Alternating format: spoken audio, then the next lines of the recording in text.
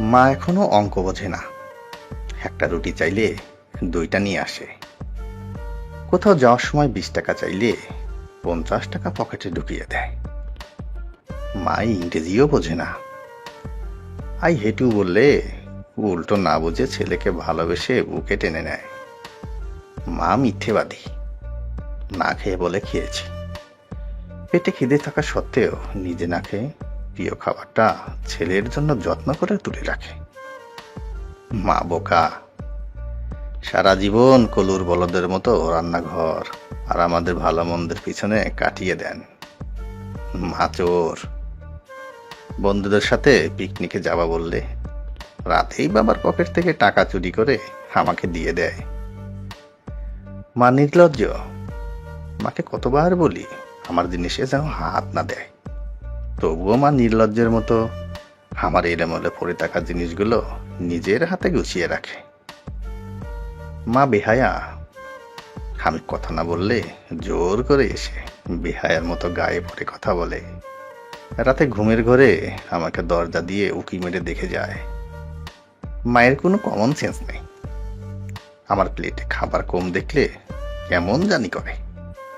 খোকা এত কম খাবার কেন, এই বলে প্লেটটা ভর্তি করে দেয়। এত খাওয়ার পরেও মায়ের চোখে যেন কতদিনের না খাওয়া ছেলে। মা কেয়ারলেস।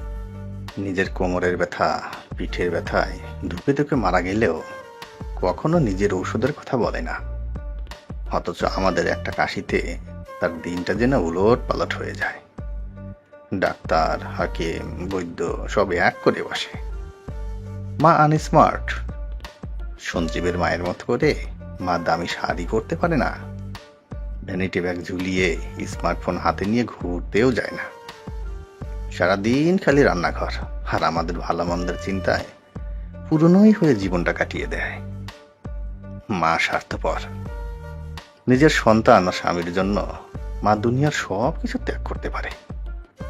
পৃথিবীর সবচেয়ে খারাপ বোধ হয় মা।